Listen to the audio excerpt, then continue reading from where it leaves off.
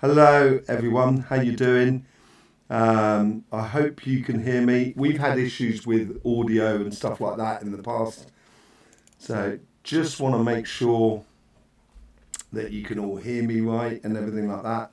As per usual, I can't concentrate on everything, so we've got Tanya standing by, who will be fielding any sort of questions and stuff like that. We will be going into questions. So today, I guess what we want to be looking at today is the Astroflower, which is a system that has been developed over the last 15, 20 years.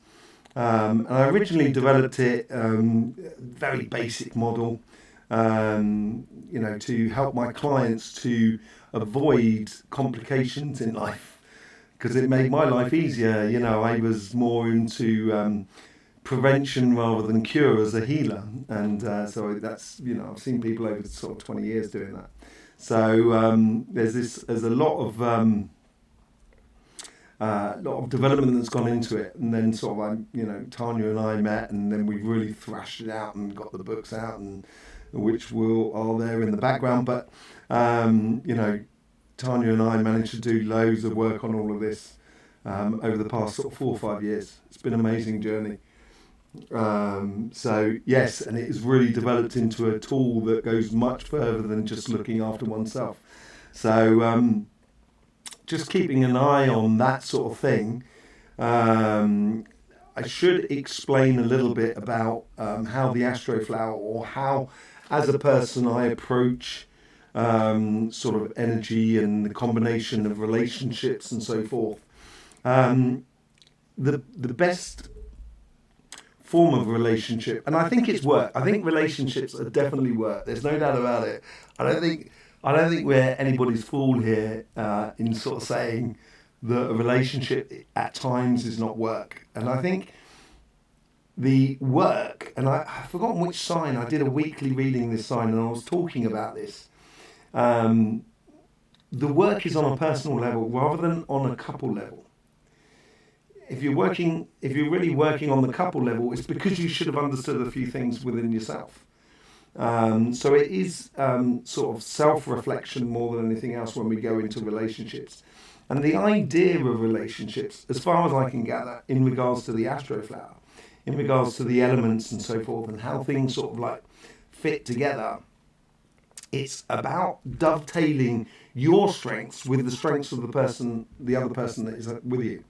And you could have similar strengths, and you can have the same strengths, and which will mean you will be a really, really powerful sort of relationship, because both of you are playing on those two strengths together. But it will mean you might be lacking in certain other areas, because that's what life is all about. It's the yin-yang theory of life. There's two sides to the story. So this is what the Astroflower tries to look for, how to dovetail strengths between relationships. And there's always going to be someone who is more dominant in certain aspects of a relationship than in others. And this is all part of dovetailing sort of strengths together more than anything else. So, when we're dealing with relationships, you have to be a slightly detached, and that's probably, it's always good to speak to someone who is not connected, as it were, to the relationship. So you have someone who is detached, who can help to, the couple to sort of see, or the people in regards to the relationship to see, where their strengths lay and where their weaknesses lay, because your partner can fill in your weakness. We all have weaknesses, apart from Scorpio, of course. But we all have weaknesses, even Capricorns. The best thing is if if you recognize the weakness in the other person, and obviously within a relationship, and this is where it falls on its, because obviously that's the weaknesses, that's where you can really, dig things into the relationship, which is, into the other person, which is conflictual. But if you're in a constructive sort of relationship and you're really working on yourself and you're working with the other person, in theory, that's when you've got your partner's back.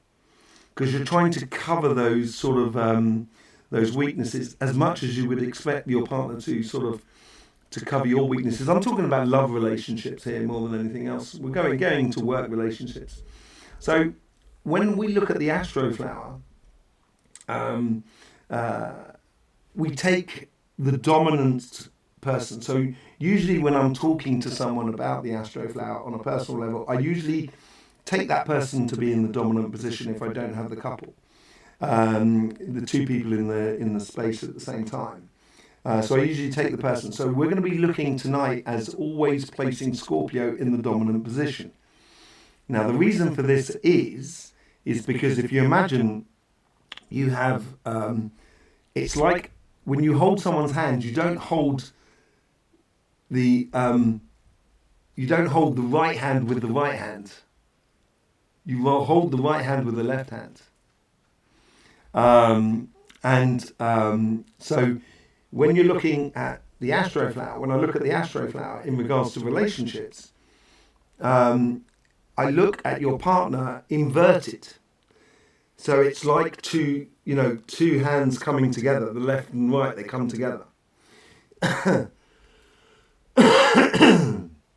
When you're in workspace, that's when you're playing to the individual, and the individual stands within their own right, and we see how the flowers fit together, one on top of the other, straight on top of the other. So I hope everybody understands that. So when we're looking at things tonight, you should understand that when we're looking at in a love relationship, the petals of your partner sign is inverted to you, and we just see how they get on. Another thing I should say, and this is a bit of a like what's it called? It's like a legal get out of sort of thing, It's a case of sort of any composition can work. So on paper, there is signs that you kind of think they don't really work together. But I wouldn't advise someone say, no, don't get with someone. Just be very aware of get to know that person and get to know their sort of strengths and how you can help them with the weaknesses as much as they can help you with your weaknesses. And so any combination can work. There's not sort of saying that, if you're with one particular sign, forget it, and you've got to be absolutely with this other sign. That doesn't quite work like that, So, but there's obviously some signs that go a lot better together than others. Very interesting relationships. So so that's the sort of like the premise. That's the sort of like foot sort of the sort of foundations, the footing for tonight's sort of exploration into Scorpio. Is everyone okay? Is everyone on board about that? Just making sure, seeing if there's some sort of like comments, any sort of. I hope you. Hang on a second. I just pulled up another window, which was no good because then I got feedback sign on the audio. So I think. Has anybody got questions about that before we go into it? Tanya will be fielding them as they come through. Let me just sort of see if I can see vaguely on there.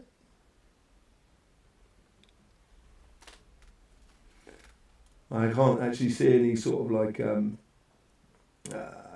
comments on my side. I'm just looking through now at the moment.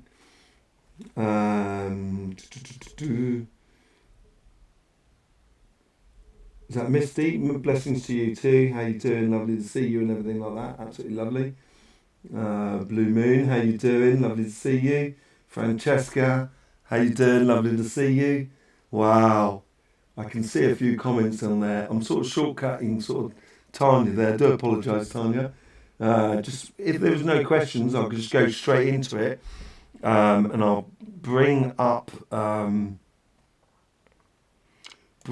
the your Astroflower in combining with another Astroflower, which I think is good good in the way of relationships. So now I just need to pick out, obviously, Scorpio with Scorpio can be absolutely fantastic, obviously. I'm not going to go into that tonight on that sort of relationship side. It can absolutely be absolutely brilliant because you know yourself inside and out. Therefore, you'll know the traits of Scorpio. Therefore, you should know the traits of your partner. There's lots of different sort of traits and things that should be sort of like taken into account, as it were. But the first sign I want to bring out at the moment, let me just pull that out. So there we go. Let's start off with an earth sign. So here is Taurus underneath us. Now, I've inverted it, as I say. Have I inverted it? I don't think I have. Do you know what? I don't think I've inverted it. Hang on a second. Let me just invert it. Sorry, I do apologise.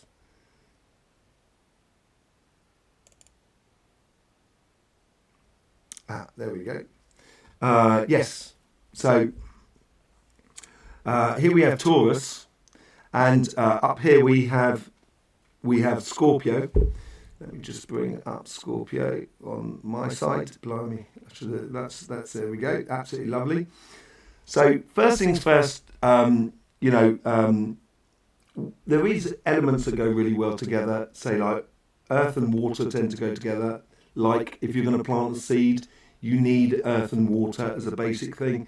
And then you need the air and oxygen and also the fire, which is the sunlight. Now the air and fire, obviously, they are in the sort of upper echelons. So like the sunlight is obviously in the sky. You have the air that's in the sky, but then you have the water, which tends to be, mixed with the earth. So you have these two different elements that worked well together. With your good self, Scorpio, you have this sort of phenomenon that you have fixed water at your surface and fixed air at your bottom. The bottom part of the Astroflower. Now, obviously, that makes for complications, but within those complications, like all artists, you're equally cursed and blessed. And it can be very difficult to be a Scorpio. Very understandable how it can be difficult. I'm a Capricorn, so Capricorn has earth at the top and water at the bottom, so it's a lot easier for me in a way.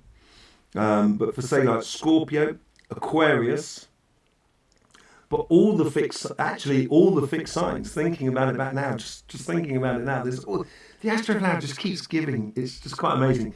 So it can be quite difficult. So basically, from the Astroflower's point of view, there has to be a logical sort of foundation to an emotional outcome.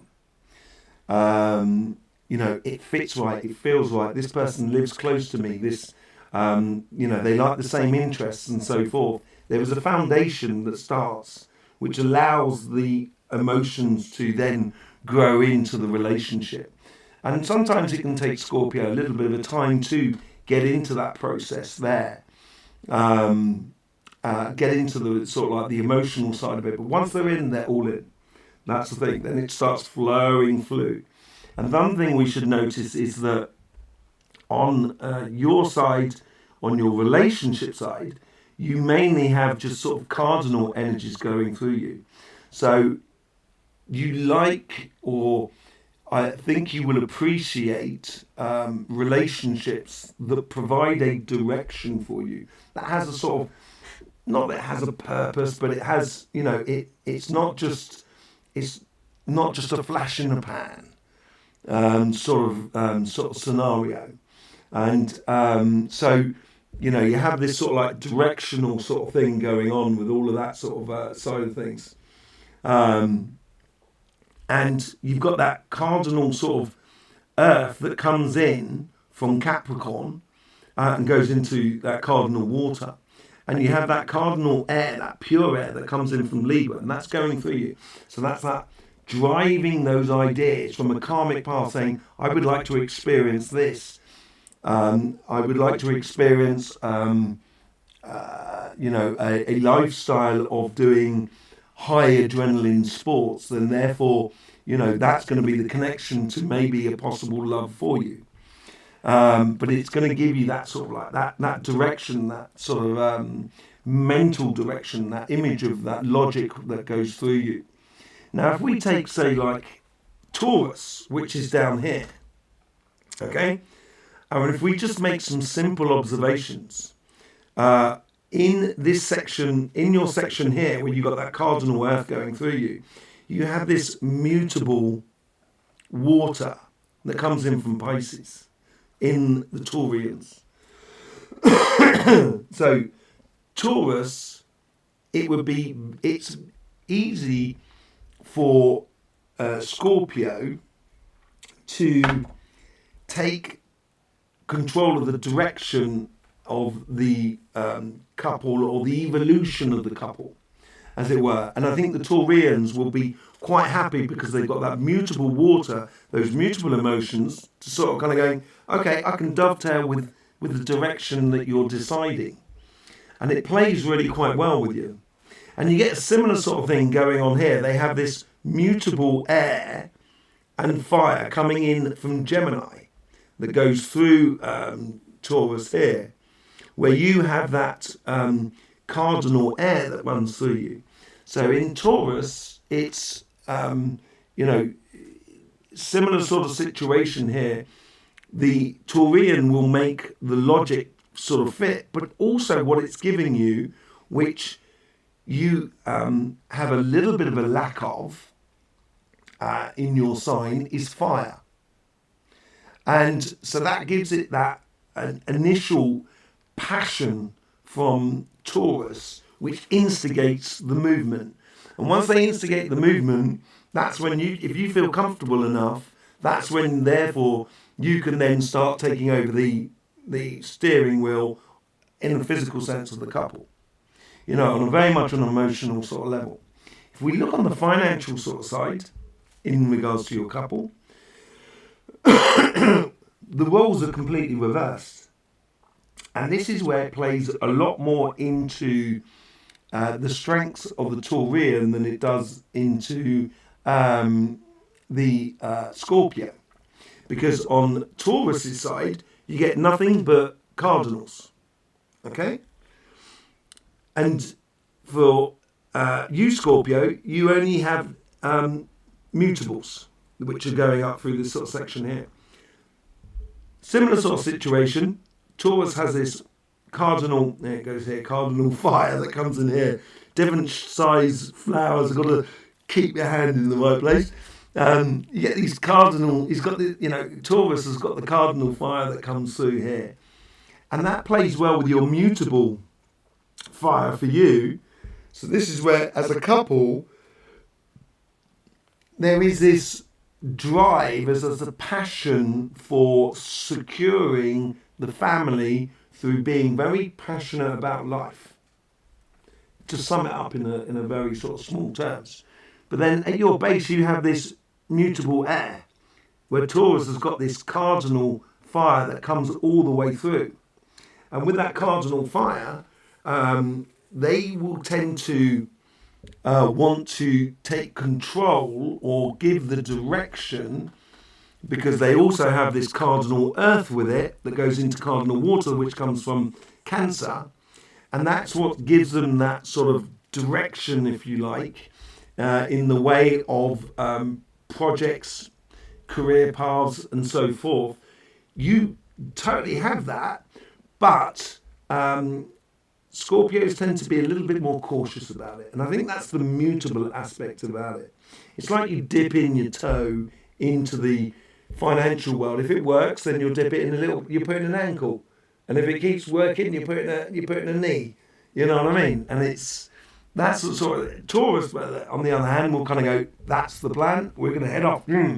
So there is a sort of Taurus might need a little bit of a hand to sort of like kind of go, whoa, slow down. And this is where you could be really good with a Taurian for that sort of scenario. And then when we look at the surface of it all, you've got fixed earth at the top and fixed fire at the bottom for Taurus. And that goes really well with your fixed water and your fixed air. So the encompassing of the two spirits works very well together, and it's very easy to see in a relationship who has the authority or control, if you like, or the lead in which area of life. It becomes very organised in that sort of sense. Very organised in that sort of sense. Okay, do we have anybody here who's with any Scorpio who's with a Taurian, or who's who have been with a Taurus? Obviously I'm not a Scorpio, so I can't really sort of say I'm only a Capricorn. Is there anybody out there that's had that sort of like that sort of understanding? Does that correspond with everybody out there? So yeah, that's for one sign. On the earth signs, I think Capricorn is very good for you as well, and I think also Virgo can be good for you as well. The problem with Virgos, and not with Virgos, the problem with a Virgo let me just bring up Virgo actually. There's Virgo there. The problem you might have with Virgo is this sort of like, they have a fixed sort of element within their relationship side. When we're looking at Virgo, that's not inverted either. That's not inverted. My word, my inversions have all gone wrong. Can you Adam and Eve it? Let me just invert that. I did it all inverted it earlier on, and there we go. Okay, so this is why it didn't seem right. You get like on your relationship side, you get the confrontation of two cardinals energies, and that can work incredibly well together because the elements work really well together. You've both got Libra running through this section here, so logically, it's really fits. It can fit really well, and then you have this Earth here. You have the Earth coming in from on Scorpio, but you have the water coming in on sort of on Virgo. So it's just a question is whether the relationship is driven by emotions or driven by physical connection.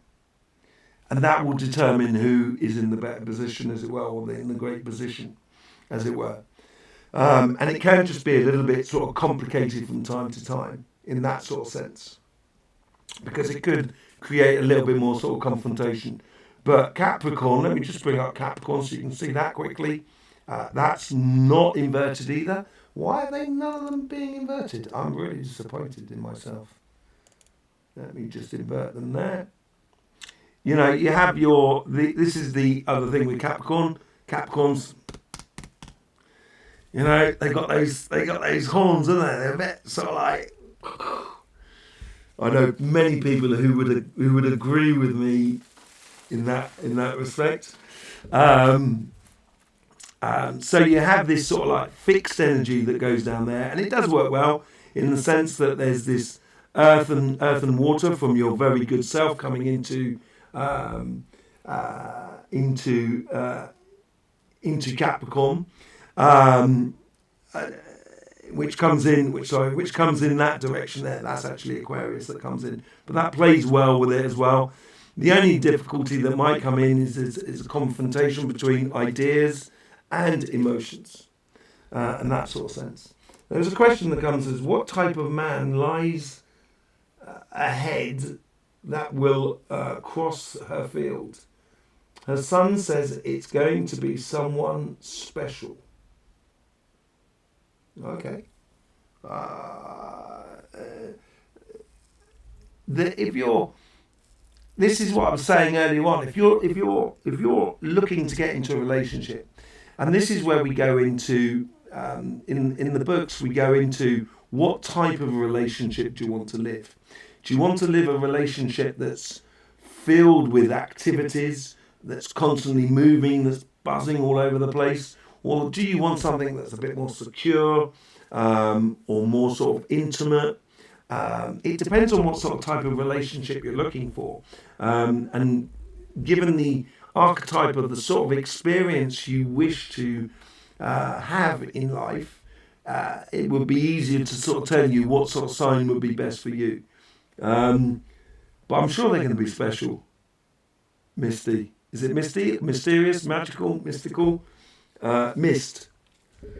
It depends on what you want to put in the way and the premise of life. Okay?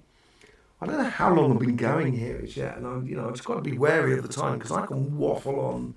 I could do it as an Olympic sport. I really could. Let's quickly go through another sort of one. Let's just have a look at another water sign. So I hope that answers your thing. Blue Moon asking any questions for Spirit Guide. She is missing him. Will he be meeting any new friends soon? So Blue Moon, you're asking about any messages from her Spirit Guide?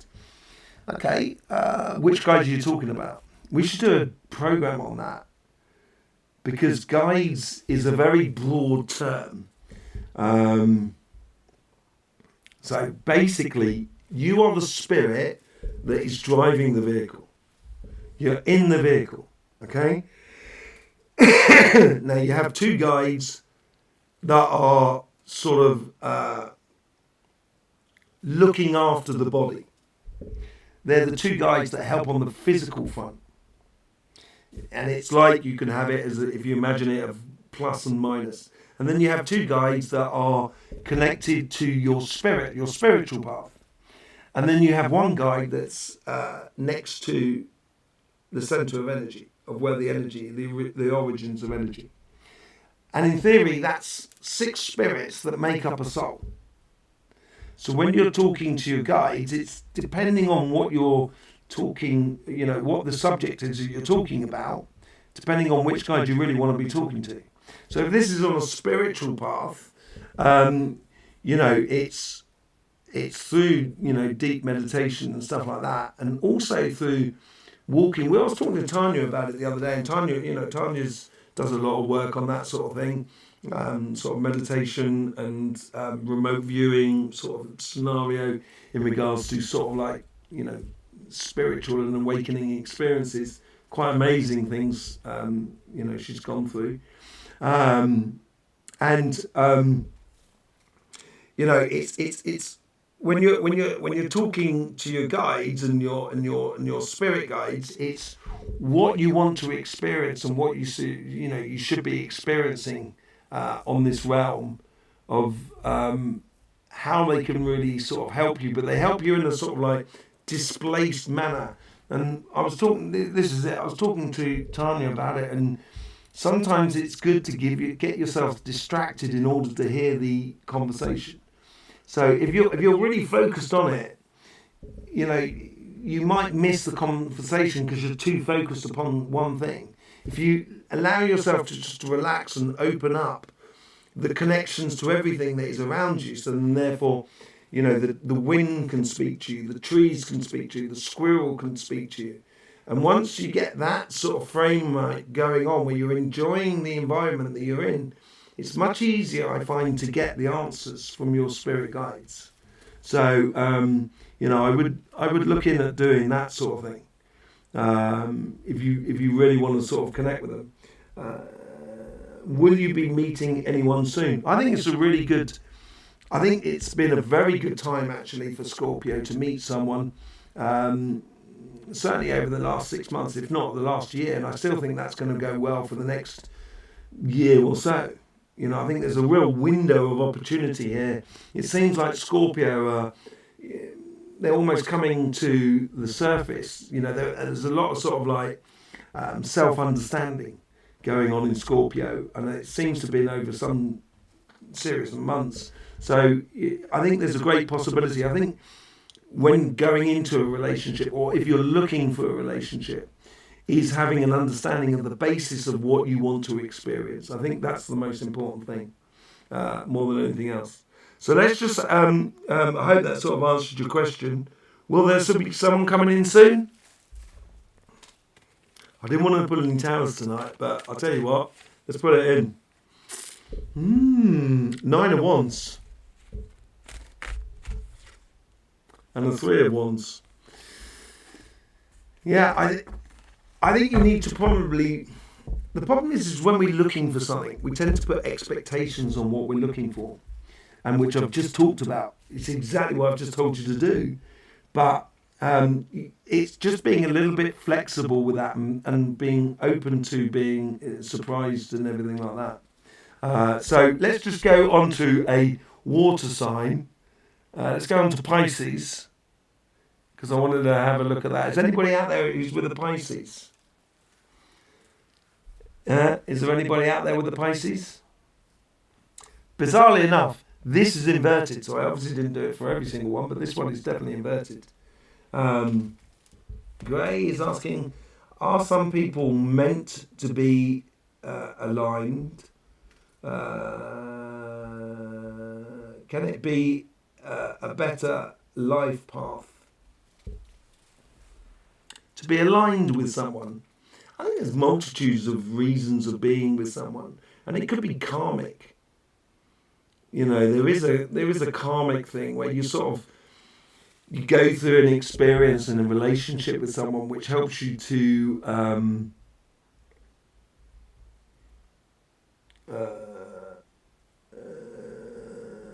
are some people meant to be alone, right? Sorry, I just got the message through. Do apologise.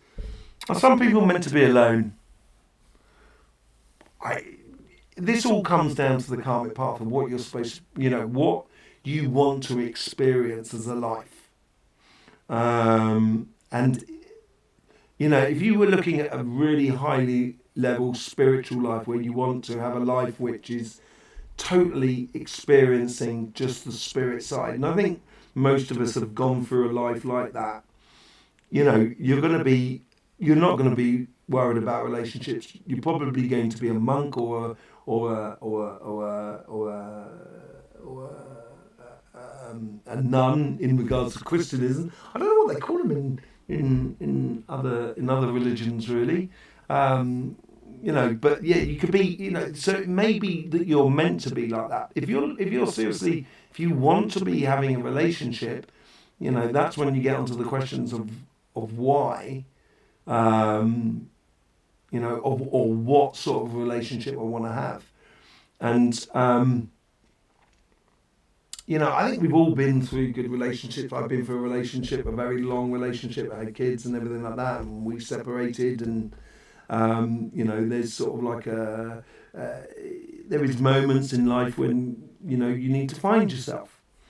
So that it's probably better for you if you're alone at that moment. But can it be a better life?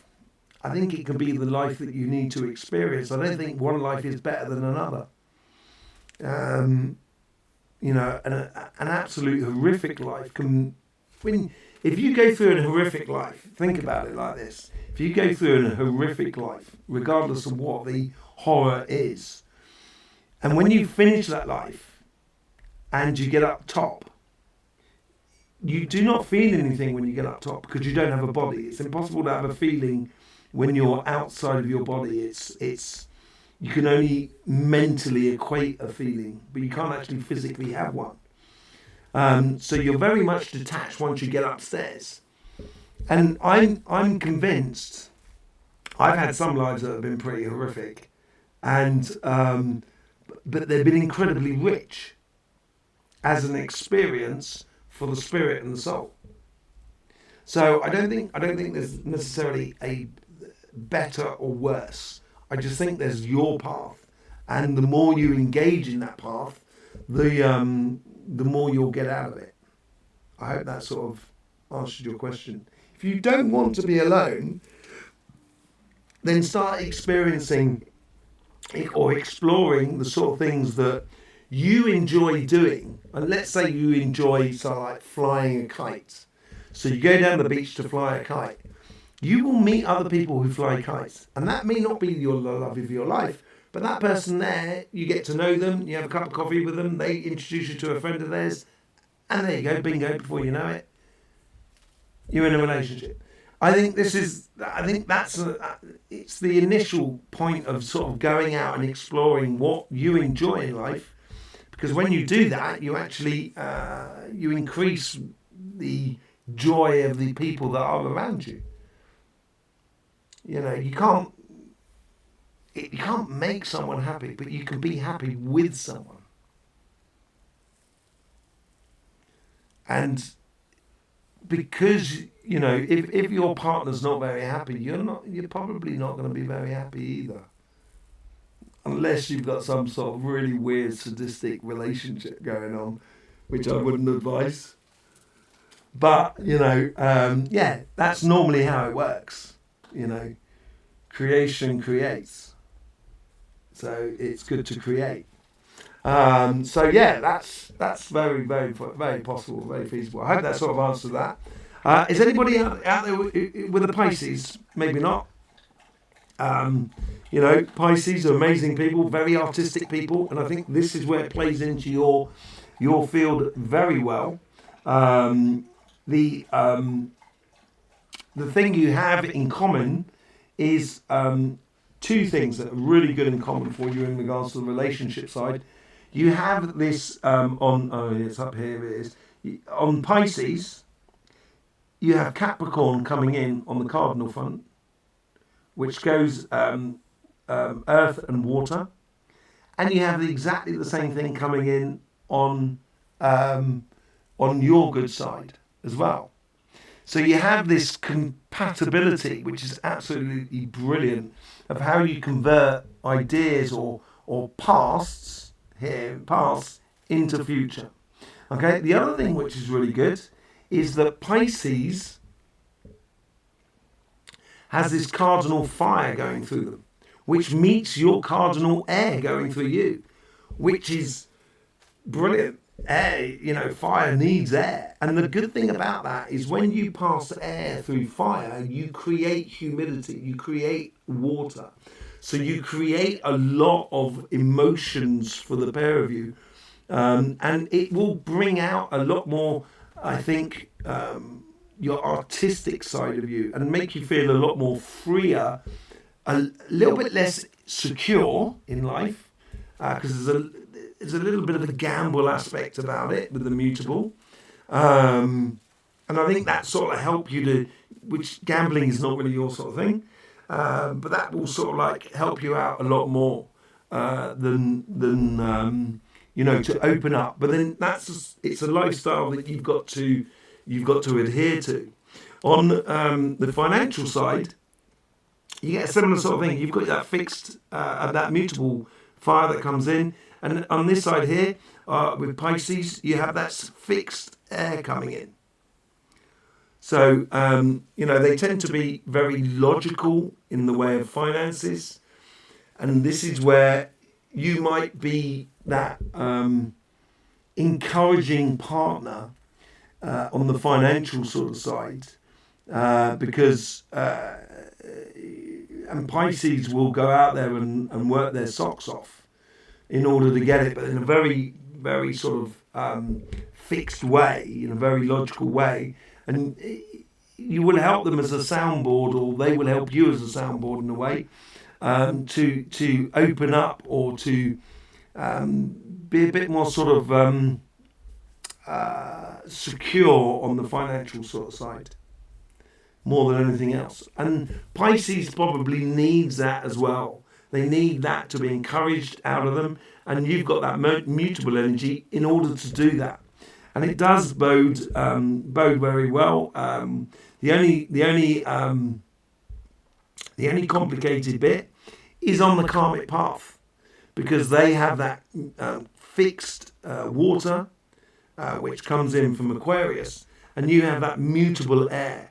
And as I said, air and water can't really it doesn't mix the best in the world, but because your good selves has that paradox within you, this is where I think, you'll have a lot more room for maneuver within the relationship on the financial side about, what house you buy and where you live and what sort of physical, materialistic relationship you do.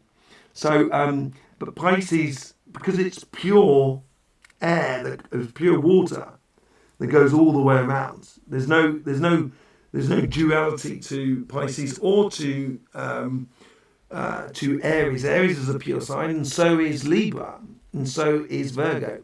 So they make you may have fundamental differences between the logical and emotional connection to the outside world, and I think it's because Pisces are willing to gamble a little bit more than Scorpio. They take risks that can be quite dangerous. You know what I mean? You understand what I mean? So, there's certainly things that play really, really, really, really well together. Certainly on the emotional front, on this side here, but on the financial side, that's where it at times can be a little bit more complicated. But in general, it works incredibly well together. Yeah, it works really, really well together. Let's just have a look at Cancer quickly. Let me just bring up Cancer. Make sure is it in the right way. Yes, it is. How about that? Let's do that one as well. So Cancer is a little bit different. It works well on the financial side because you've got this mutables going on and they're playing well together. And you've got the opposite sign. So, Cancer down the bottom, it's got it's down here, sorry. It's got Gemini, so it's got the mutable air and mutable fire, whereas you've got Sagittarius, mutable fire and mutable air. And that works because they're opposite signs and they work really well together. And you've got that mutable earth that goes through you in this section here, mutable earth. And so does Cancer. So there's a lot of fun to be had with a Cancerian in the material world, like buying houses, exploring all of those avenues, and a very it could be even quite a bit of travelling, really. I would have thought about that. On the relationship side. You've got Cancer, who's got this fixed fire that plays well with your cardinal air that goes through it. There is a bit of a sticking point with the cardinal water that flows through yourselves, which falls onto a fixed fire in Cancer, and it could be sometimes a karmic. It's almost like there's a different way of approaching the emotional side of life that's slightly different between, and it's all to do with the foundation of where it starts from. And Cancer as well is a cardinal sign, and sometimes cardinals and fixed is like cardinals can go shooting off like a headless chicken sometimes, can't they? I'm a cardinal. And, fixed is very much more traditional aspect of it all. And sometimes, it's a bit of can pull from one side to another. So it can be a little bit clunky. I think the best way to describe it on the relationship side rather than on the financial side. I think it works well together. Does anybody got any questions about fellow water signs? I guess I could show you Scorpio. Let's show you Scorpio. Is it got Scorpio in here? It's like here you can see it's inverted. So now you've got this cardinal earth that comes through here through Capricorn. but that works really well with the mutable earth that comes through it, and it's got water and earth, so it's really, really productive. You've got that cardinal fire that comes, air that comes through. So it's going to be a situation here that it all works really, really well together. But one person is pushing, so like if you're in a dominant position, the Scorpio who's in the dominant position with the Scorpio, there's going to be one person who's pushing the logic or the ideas from a family sense or a spiritual sort of sense, and the other one will be pushing it, which we've got down here, on the financial side. So it can work incredibly well together. It just, if it comes down to a bit of a power struggle, that's when it could be a bit of a long, drawn-out process sometimes with between two Scorpios, and it can be sometimes a little bit difficult to find the space in order to find the solution. Sometimes, the world is round, but it's not smooth. Perfection only exists with the first breath in life and the last exhalation. So, perfection doesn't exist, and it does get a bit complicated from time to time. So, that's the sort of water signs. Let's just look at fire signs. That's going to be quite funny, because obviously fire and water. What you want to try is if you chuck a block of ice into molten liquid or something like that, there will be an explosion. And there tends to get an explosion when you mix water and fire. It's pretty much along those sort of lines. When you get water and air, water and air, it goes off in a little different sort of sense, a little bit different to fire. It's not so explosive, but more like air tends to create ice. So, that's the two sort of things. As I said before, it doesn't necessarily, mean that, it's impossible. That's not true at all. It depends on what you're living in life. So let's just take Aries, for example. Here we go. We've got Aries down the bottom here. So you've got this cardinal pure fire that goes all the way around. There is a really good aspect, which is on the base, because you've obviously got that fixed air on the base, and they've got that cardinal fire. And I think there's a fundamental agreement between fire, or certainly between Aries and Scorpio, of the fundamentals of almost like the moral standpoint in life. That's what it sort of comes out as. They're very much in tune with one another like that. And and if you look at the base here on Aries, you have that fixed fire with your cardinal air, and that works really well as well, as much as your the fixed water of Aries. Balloons. Happy birthday. I didn't wish you happy birthday on your last weekly, did I? Boy, what was that all about? I didn't wish you guys happy birthday on your last weekly. When I finished recording, I thought I was going to record a little snippet just to put in there, but then I thought, no, I'll be true to it. And I wanted to tell you this. Also, I haven't told you about the live for the next week either, which I should tell you about.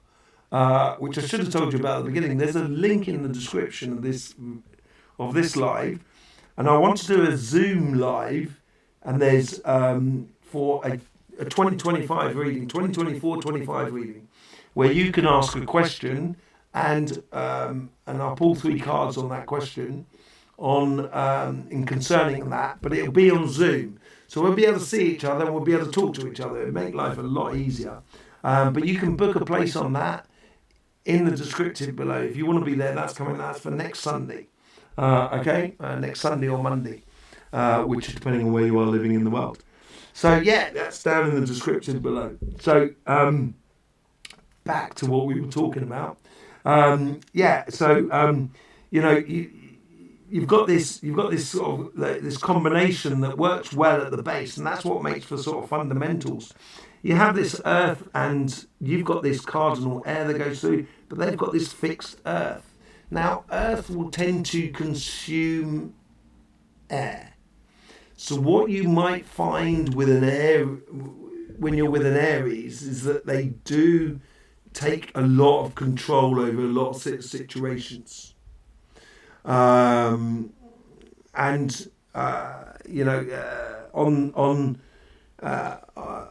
on the other side, on the fact that you've got you've got this mutable fire, is also on an Aries, you get the mutable water. So it's getting the passions and the emotions in line in according to what you want to do in the physical world and how it sort of plays out within your relationship side. And it just seems like at the base there's a great understanding, I think, between Aries and Scorpio, as I said, on a moral sort of base. But how that plays out can demand a lot of positioning from both sides. And that may cause a little bit of stress and strain within the relationship.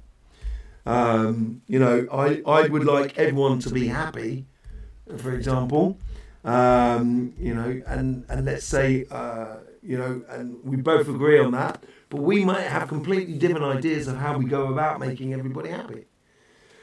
And that's why I think the fundamental differences that we find in a lot of fire signs with water signs.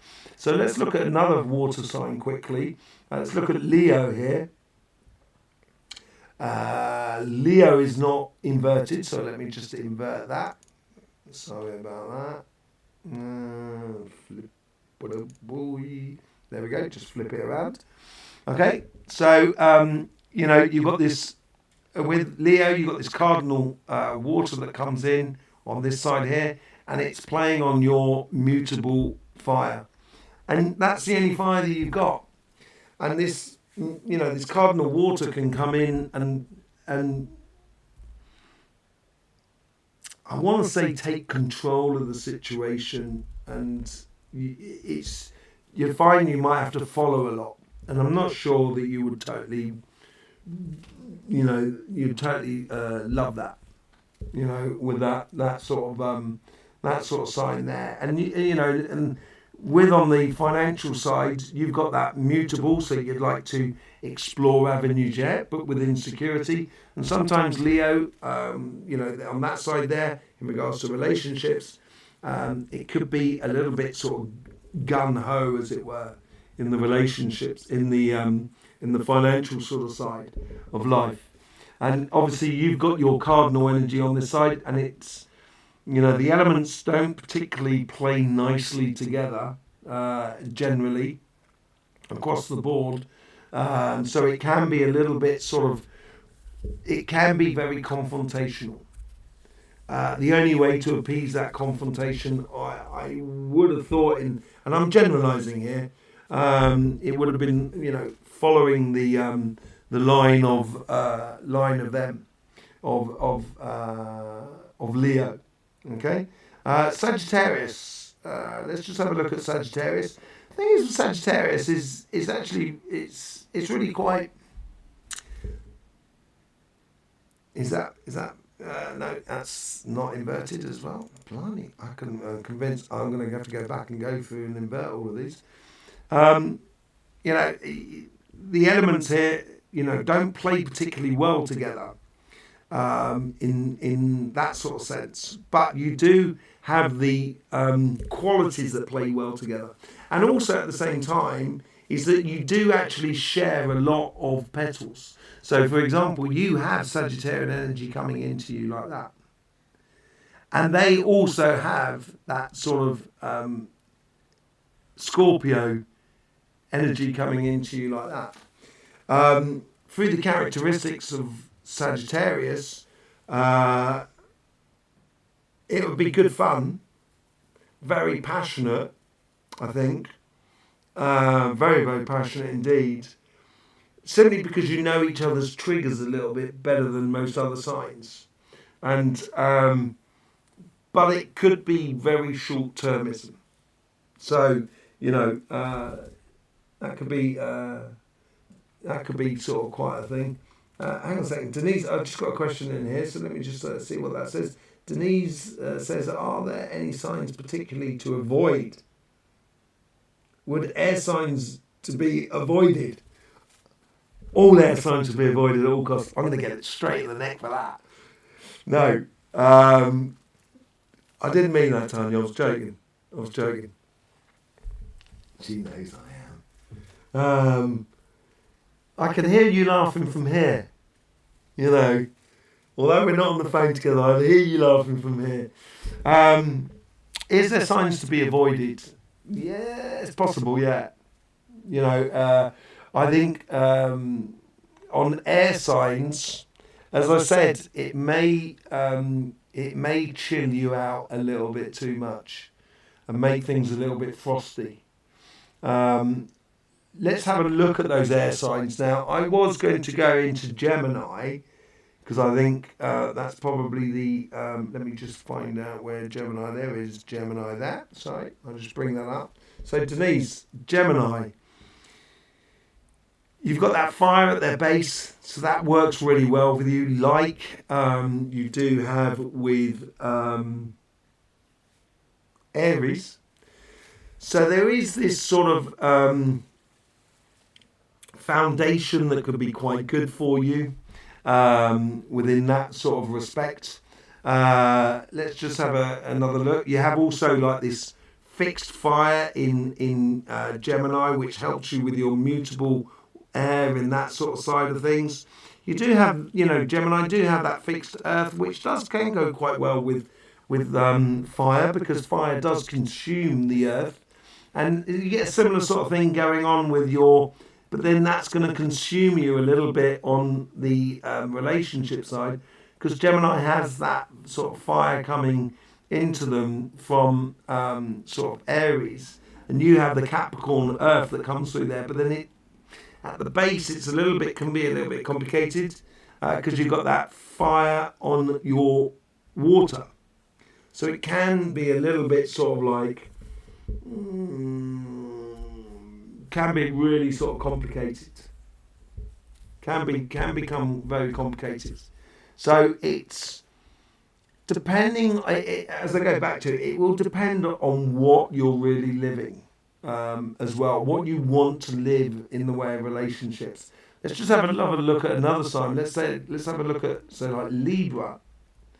Now Libra here, is this inverted? Yes, this is inverted.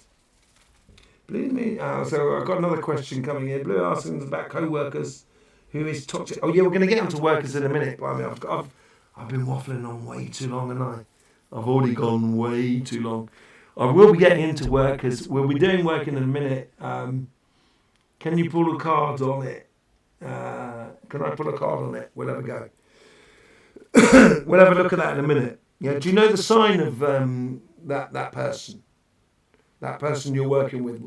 You tell me the sign, and we'll look at that straight away once we get out of this air relationship side. Denise, so just sort of finish off on Denise sort of thing. So air signs, should they be avoided? I don't think anything should be avoided just because they're another sign. I think you understand which signs you go well with and which you don't go well with. The problem is with relationships, is that we get into relationships at a young age when we don't really know our behind from our elbow. And we all do it. You know, and the problem is when you get into later on in life, you get to we all get to a stage where we sort of get to that, you know, we go into the rhythms of life.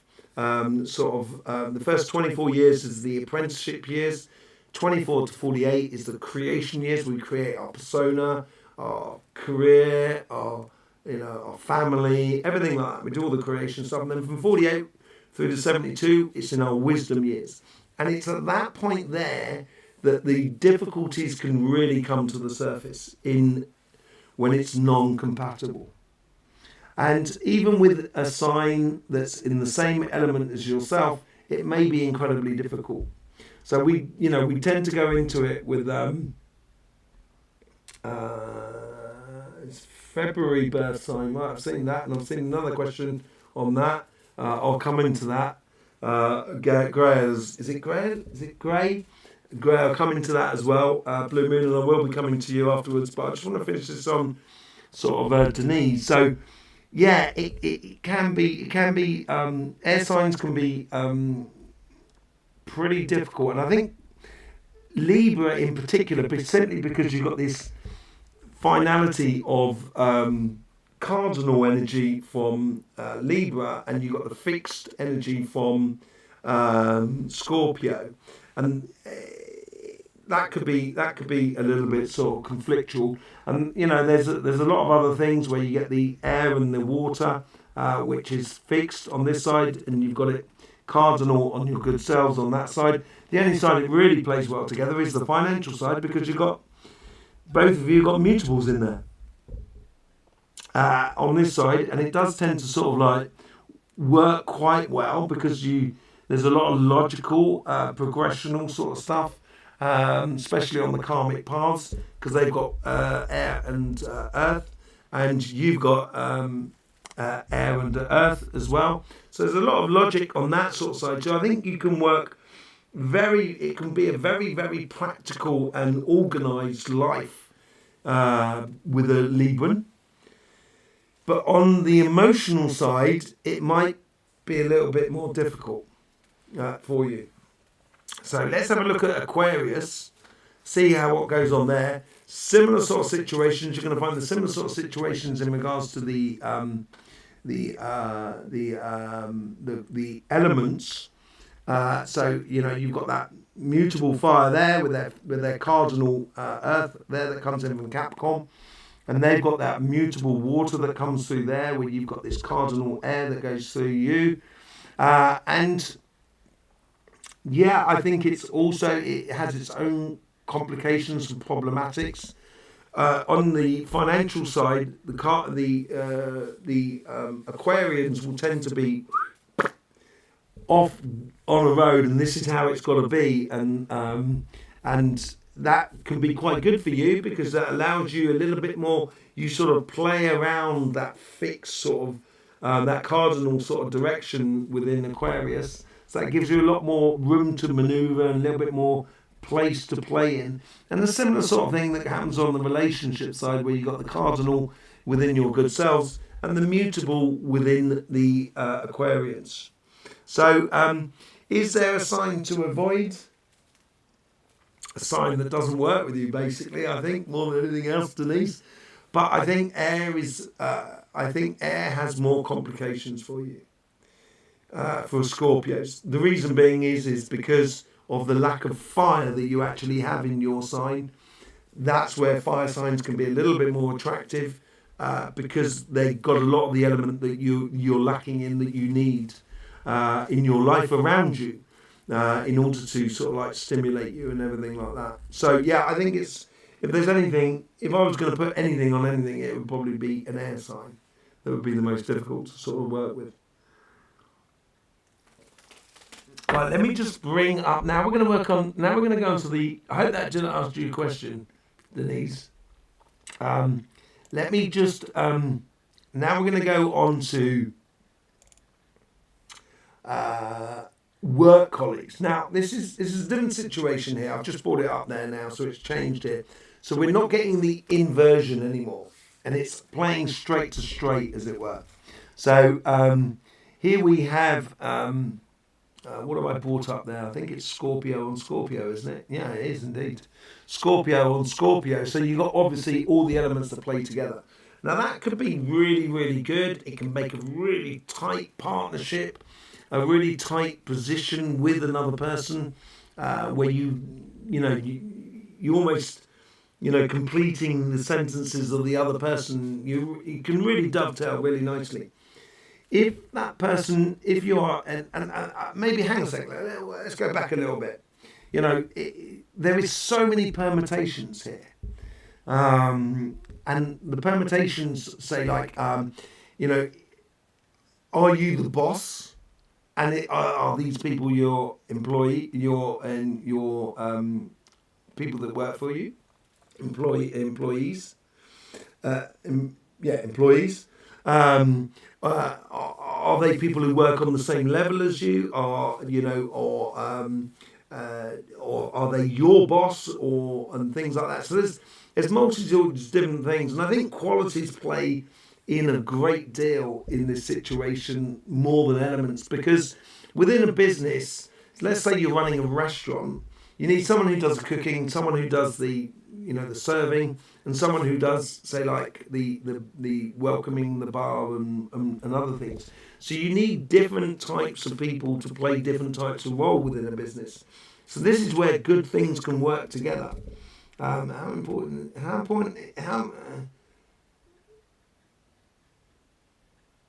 This is Gemini Sun. Well, I'm gonna answer that. Grey, is it grey? Yeah. How important is he's asking how important is the moon as in an element? Is this the moon?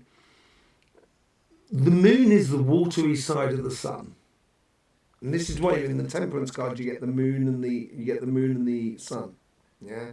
And the Temperance is meant to be the earth that continues on in the middle, as it were.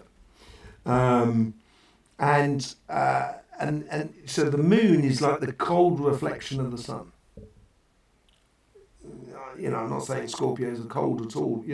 All I'm sort of saying is that without the sun there, the moon doesn't exist. Well, the earth doesn't exist either. So, but to actually get into specifics about that, that's more of an astrologer's question. I am not an astrologer. I am a healer. That's what I do. That's what I do on a daily basis. Where I am here, and I've been doing it for 20 odd years. I've got my own sort of, that's what I do. I'm a healer. That's what I do. I'm an energy healer, and I do a lot of dowsing and working on houses. I see magnetic fields around everything. I can see it around, you can see it even around a cup. You know what I mean? And when you look at the magnetic field, you can tell whether, something's going to last a long time or not. It makes it good for picking fruit and veg, I tell you. So yeah, I come from that. So I think your question is more directed towards an astrologer than anything else. And I'm sure people at the Astroflower family can suggest an astrologer who will be able to talk about the moon, because of the way I see how planets influence the vibration in the earth, I think it's completely different to astrology. So we can go into that one day. So it's a complete other topic all by itself, but we can go into that one day. It's absolutely brilliant, but I don't look at it in the same way. So I can't really. The moon in Gemini. Okay, so this is how I would look at it as a thing. The moon in Gemini. Gemini has got more fire than they do have air. So they're mainly fire and air. That's their main thing. And the moon is water, but it's brought out of the light of the sun, out of sort of like the fire air of the sun in a way. And it can be incredibly passionate, or it can be incredibly enlightening as well, the moon. So within Gemini, I would have thought it would make for I think in Gemini it would make for like a moon that is it's like a relentless emotion, because they're very sort of methodical and etc. Geminis, methodical. They're very process driven. They're about plans and creating plans and doing plans and so forth. And so that may be a little bit playing on those emotional sort of side of life, can become a little bit sort of ordained, or a bit of sort of predictable sometimes, maybe. I'm only talking about the moon in Gemini. I'm not talking about Gemini as such. And I could the moon versus the sun in Gemini. Okay, well, they'd be much better in the sun, I think. Sorry, but I didn't connect to that. The second part of the question, the Gemini and the sun. because they see things clearly. They see how things should be. So I think the sun's a lot better than the moon. There you go, there's that question there. So let's get on to Blue Moon, because work, I wanted to get onto the work thing. We'll go into that, and you know, it's, as I just wanted to quickly say, it depends on the permutations and stuff like that. So Blue Moon is on February, so it's a February birthday. So is that like it depends here. So it's either in Aquarius. Let's just bring up Aquarius. It's in Aquarius here. Let me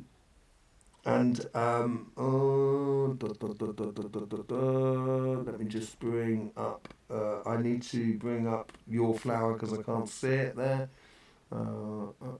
Sorry about this.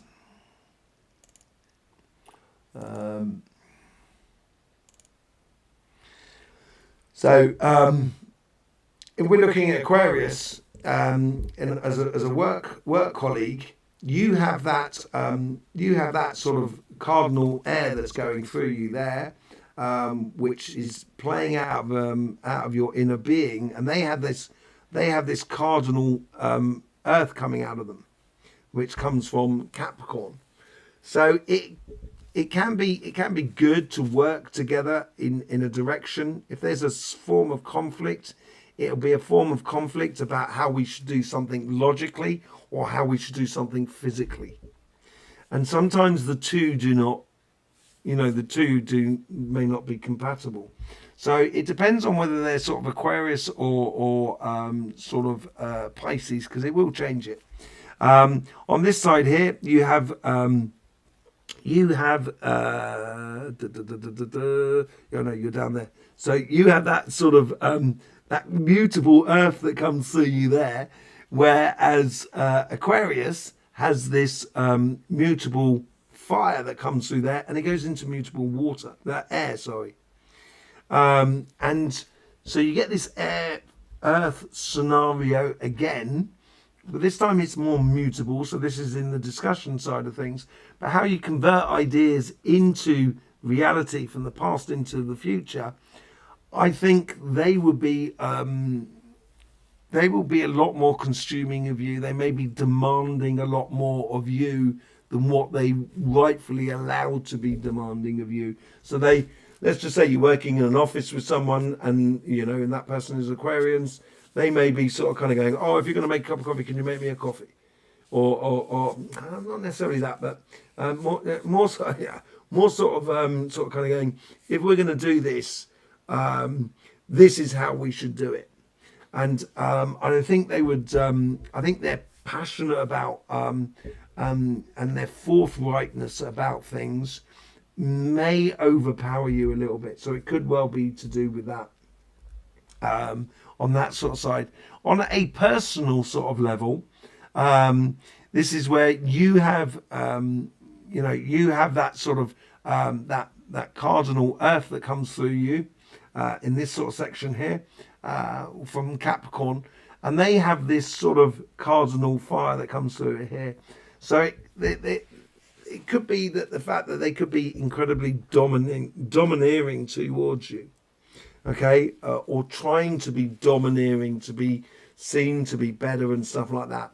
And sometimes, it's almost as like kind of, if you want to dominate in this area here, sometimes it could be good to sort of kind of go, fine, be dominant in that area there, and allow them, give them enough space. So then that just allows you to continue on your pathway, and then actually get things done like you should, like you want to be getting them done in certain aspects. And I think there's a certain degree of negotiation between the two. If we're looking at Pisces, now we look to them as regards to a relationship between you and them. Let's just see how it works in a workspace, in a workplace. So they've also got this cardinal fire that comes through, like Aquarius. Slightly different in a different sort of sense. Because Aquarius, oh no, they don't. Hang on a second. I've got that reversed on the wrong way round. Sorry, I've changed the wrong one. I do apologise. I thought there was something wrong there. It's Capricorn and Pisces. Where are you? There you are, Pisces. I thought it was a bit wrong. So yeah, you have on. Let me just put everything back to the way they should have been. There you go. You know, it can work well, but they've got the difference is here is you've got this mutable air and mutable fire, and that's the only bit of fire you've got. But they've got this cardinal fire that comes all the way through, and they might be just too flamboyant for you, and the flamboyancy may create a bit of conflict in like one-upmanship sort of thing, which I'm not sure you'd actually really enjoy in that sort of in regards to in a workplace with in regards to a relationship with another person. But you know, on the relationship side, you know, it does work quite well. The elements work really well together on a personal level with a work colleague. But they also, you know, because they have the fixed energy on their side there, and you have the cardinal energy on your side there. And this is probably where you could do it a lot better. I think you'll be better at office politics than a Pisces. Let's put it that way. I think that's where your strength could be in regards to dealing with a toxic person within the workspace. I hope that sort of helps you out, Blue Moon. But it depends on where they're born. Aquarius and Pisces, they're not the same things. They're really not the same things. It'd be just very interesting to sort of see that sort of thing there. Let me just go on. There was another question there. Is Ellie asking what are your sun, moon, and rising signs? Are you still there, Ellie? I hope you are.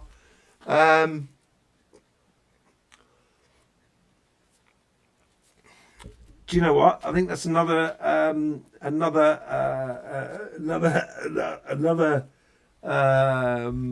question for an astrologer. I am Capricorn. I'm not sure where my moon is, actually, to be honest. Off the top of my head, I'll have to go back and have a look at it. I just get so into the Astroflower that I did do astrology for about a year with an astrologer. I had a healing center, and one of the therapists wasn't an astrologer. We had Ayurveda, we had Chinese medicine, we had hypnotherapy, we had yoga, we had the whole shooting match. It was actually amazing. There was 22 different therapists in this work center. It's a brilliant place. We had that for sort of like 5 or 6 years. It was really good experience.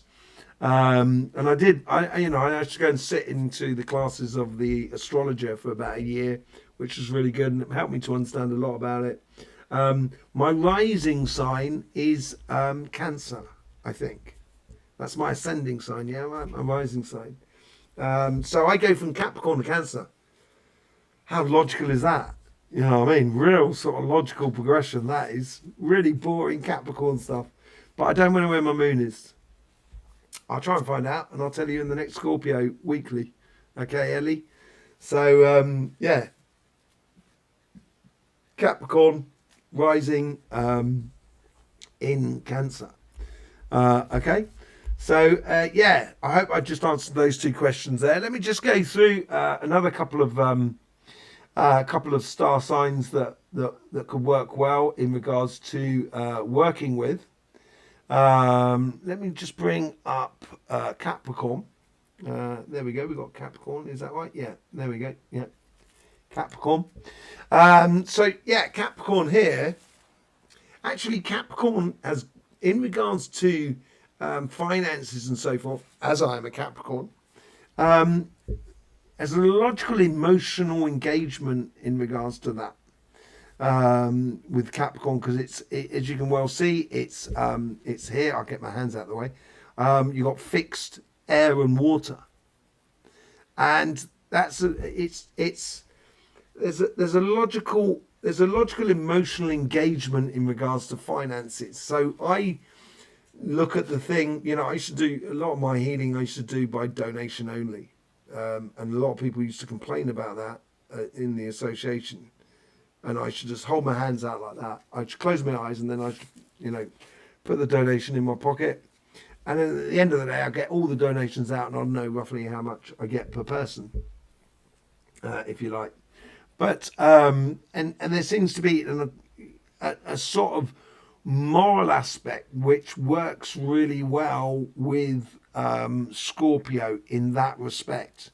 And it's, I think a Capricorn, working with a Capricorn, and it depends on whether they're your boss or whether they're a work colleague or whether they are working for you. If they're working for you and they're up and they're on board with what you have running as a business, I would have thought they would be incredibly reliable, and that they will get things done. They will really get things done for you. But if they're working as a boss, they might be a little bit demanding. I think people are laughing at that as well. It might well get a little bit demanding. Yeah, it may well be a little bit demanding. On a personal level, I think you can get on really well with them on a personal level. So I think you can work really well with them. It just depends on where the position sort of sits. Another one I'd like to look at on the earth signs is Taurus, because we did look at that in regards to relationships. So let's just see what the difference is when we're looking at that in regards to workspaces. Okay, so here you've got the cardinal fire. Is that right? Yes, that is right. A cardinal fire on your cardinal air. Okay, and as I stated before, I do believe they're very, you know, determined on their financial side, and they get driven by that sort of passion, and they have this. They would go after what works for them because they've got that mutable aspect, like your good selves, on that side. And I think it can work incredibly well. And the thing that works incredibly well with a Taurian, when you're working with them, is that they have this fire on their karmic path, on their financial side, where you have air on your side. And you have the fire that comes in on this here, where they have mutable air. And it works really well. You can really cover each other's weaknesses and strengths in a very good way in regards to work. There is no real drawbacks, to be honest, on that sort of side, on the work sort of side. The only thing that might be a little bit overpowering is on a personal level when working with them. That can be quite difficult. Let's take a few signs because we're running out of time. Otherwise, it's gonna be a very, very long one. Let me have a look on another one which we looked at, which was Aries. Didn't we look at Aries? Let's just bring up Aries here on a work sort of space as well. And this, as I said, it all depends on whether they're a boss, whether you're the boss. You know, whether they're a work colleague. It depends on the situation. And I think this is where also the relationship side of life, I think, is also is a major factor when working with someone, because you've got to, you know, you've got to have, you don't necessarily have to be your best friend, but you have to be able to sort of have a relationship that sort of works in a way, just on a sort of like an emotional sort of level. But here we have a similar sort of thing. This tends to be with cardinal signs as well. Similar sort of thing which we found with Capricorn. The difference is here is they've got this fixed earth that comes in here, in this section here. Let me just bring that up so I can see it properly. They've got this fixed earth that comes in this sort of section here. Yes, and you have that sort of mutable fire. So I think, in a way, if they are working for you, let's say they are, either you're their boss or their manager or they're working for you, they will back you to the hill. I think it could work really quite well. I think it can give you a lot of space to explore your ideas and develop your side of things, which can be a lot more sort of emotionally driven in your life, and it's driven through into concrete plans of making things work and getting the results, making money, or making things really, really work. So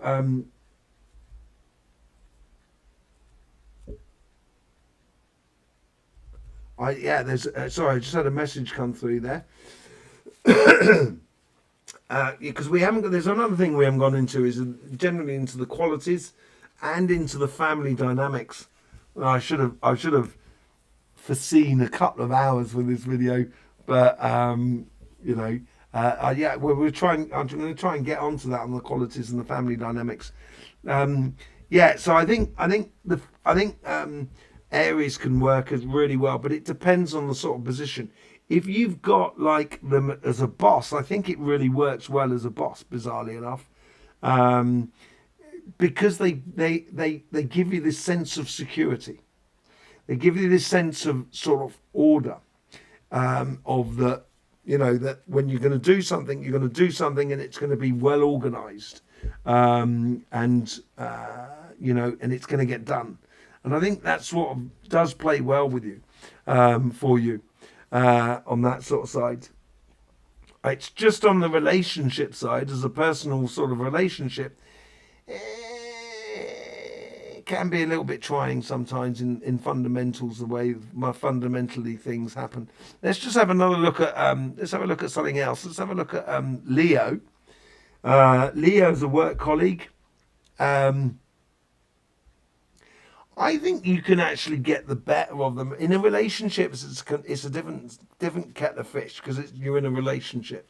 So you're talking about buying houses together and stuff like that. I think in a workspace, I think you will have the measure of the Leo in the workspace, in the way that I think you'll find yourself much more in a position of authority than the Leo, bizarrely enough. Even if that person is, let's say their person is your boss, I think they would be turning to you and asking you for a lot of advice. And it's actually you're the one that's really in the control. It's like presidents and prime ministers. You say they're the ones in control, but it's usually the person who's sort of like whispering in their ear that's the one that's in control, and something like that. And I think you'll find it very good working with someone like that, and it depends on what positions you have and everything like that. But I think you'll find that it's very rewarding on multitudes of levels. On a relationship side, I'm not sure whether it works as a personal sort of relationship with the person. I think there's a real sort of definition between work and play between you and a Leo, without shadow of doubt. Let's have a look at let's have a look at Libra on the air signs, because then we can get on to the qualities and the family dynamics. Because the family dynamics, I'd like to do a show. Well, it's going to be soon. I'm sure me and Tanya are going to get in the room where we can actually talk to you as well, because she's as much as part of the creation of the Astroflower as anything else. She knows it inside and out as well, and we have some really good conversations in it. And obviously, she comes up with lots of ideas that I don't come up with, and vice versa. We very constructive sort of situation, and I think it might be good to do that as a full-on video within its own right, if that's all right. I'd like to do that, but I think family dynamics is so diverse, and it's whether your parents are, say, like we're talking about Scorpio, so whether your parents are cardinal, or whether they are mutable, or whether they are a particular sign of a cardinal. So there's a difference between a cardinal, difference between a Cancer and a Libra, and a Capricorn and an Aries. So there's so many permutations of what your parents are, what your brothers and sisters are, and what your children are. And it creates this sort of like dynamic within a family, which is incredible. We should do a book on it, and just on that subject there alone. And I think it would be incredibly informative to a lot of people, the family dynamics. And it is an amazing subject when you're using the Astroflower. Really, a lot of logic comes out and you just kind of go, oh yeah, of course. Sort of scenario. Really interesting. But let's have a talk about qualities. Fixed signs, so that's Scorpio, Aquarius, Taurus, and Leo.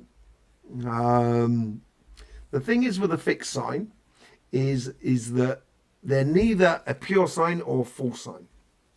Okay, the pure signs, you get cardinals and mutable, and with a full sign, Capricorn is a full sign. So basically, Capricorn's an earth sign, but actually we have more water in Capricorn than we do have earth. Same with Cancer. Cancer has more earth than they do have water in their sign. But they're considered a water sign. A crab sort of like lives in the water and lives outside of the water. Capricorn is half goat, half fish. Similar sort of scenario.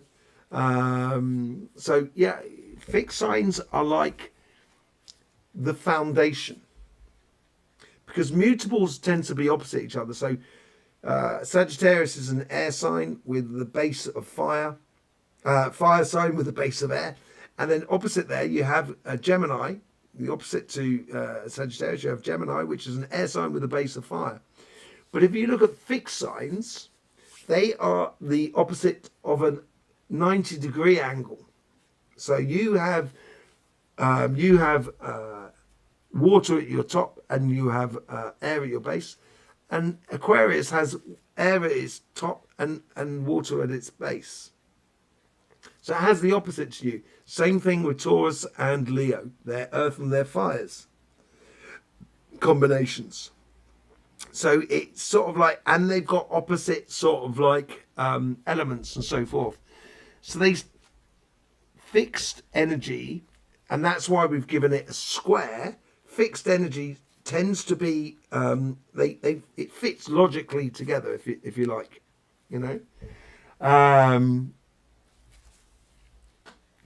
Mutable is like if you're putting balls together, marbles in a jar. It's quite a good way of it. They accommodate the space for the other marble to get into place. So you've got that mutable factor about them. And with cardinals, you've got to get, it's a triangle. It's got to, you can't sit a flat on a point, as it were. So cardinals it's got to approach it in the right way, where it's a lot easier to find it in blocks with sort of like sort of fixed, as it were. And fixed are much more sort of traditional. And mutables are much more sort of they can either be cardinal and they can be fixed at the same time. They can flow between the two, and they can be a little bit flitty and skitty, as it were, because of that aspect of it all. So when you start putting signs together, if you've got a fixed sign with a mutable sign, you tend to be like it's like the mutable sign is like a kite, and the fixed sign is like the person flying the kite. So you're fixed in position, holding the thing for the kite, and you're steering the kite in the sky. The poor mutables, they do get it from both sides. You get a similar sort of thing with Capricorn, with cardinals, with mutables, but it comes from a different angle than to that. And then when you get fixed with cardinals, this is where they're although they're next to each other. So you get Scorpio, you have next to you, you have Libra. And you're both based upon justice and so forth. So it can be it can be one pushing the other one in really strong ways. So it can be very conflictual, or it can be incredibly solid as regards to sort of energies between the two. Okay, so that's how it works between star signs in regards to qualities more than anything else. Okay, we've been at it now for an hour and a half as far as I can tell. My eyes are getting worse and worse, and they put on the figures, the numbers so small in the top right hand corner of the screen. Do you have any sort of last sort of questions on that, on anything that's been said tonight? We can go into a lot more depth on other subjects as we go forward. Hopefully we're going to be in a situation where we're going to have a studio where Tanya and me can be in a place where we'll give Joe Rogan a run for his money, I think. So yeah, the conclusion, I guess, out of all of this is you've got to, we can fight against obstacles in life, but at the same time, if you really want to work in harmony with elements and with energy and with qualities and with star signs, as a sign Scorpio, you're going to be much better off with earth signs and with water signs than you're going to have with in a romantic sense in regards to rather than with air and fire. But it doesn't mean that if you're with an air and a fire, it doesn't, as I said, it doesn't necessarily mean that it's not possible to do anything. Or that you can't have an amazing relationship, an amazing marriage, or what have you, with those signs that are opposite to you. It just means it's going to be a little bit more intricate, which can build, a tight knit jumper can hold a lot more sort of warmth than a loose knit jumper. So just wear it like that, okay? So yeah, it's that sort of thing. And in regards to sort of qualities, it depends on what sort of lifestyle you wish to be living. And the main thing about relationships is being that clear with you. Doing that work on yourself will ultimately put on and do the work on the relationships that is with everybody else together.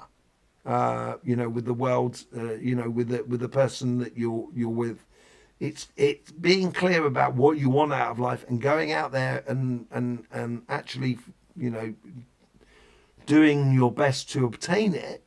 That's where I think you're going to find the best engagements with relationships in the world that is around you. So there you go. Don't forget about the live Zoom. If you want to be part of that live Zoom, there is a link in the description below here where you can book up a place for that 24-25 reading. We'll do a complete reading of the year, and we're going to go through that, and then you can ask questions, and we'll be able to see each other and talk to each other and everything like that. It'd be absolutely brilliant. You can reserve your place by going into that link below. Thanking you very much for being here. Really do appreciate all the support you give to the channel. I hope you get the best out of this. I hope you get the best out of the energy updates as well. All very enjoyable. Happy birthday to you. I will see you soon. I guess that's all for me left to say. I thank you very much. Parry, I've only just seen the comments now. How are you doing, Parry? Lovely to see you. If I could type, I would do. But I can't read it. It's far too far away. These little balls are not really working too well these days. But yes, Parry, lovely to see you. Love your comments. Absolutely brilliant. I love everybody's comments. I really do. It's fantastic to converse and meet people and share ideas. Even if they're different, doesn't matter. It all helps to develop a lot of good things. So lovely to see you, Parry. Happy birthday for the 5th. I think it was the 5th, wasn't it? I think I was right, wasn't I? I did get it right. Yeah, happy birthday for the 5th. I think There's various people who are having their birthday. Whatever it is, happy birthday to everybody having your time. Lovely to see you here. Okay, thanking you very much. I will see you soon. In the meantime, don't forget, life should be fun. So please do enjoy.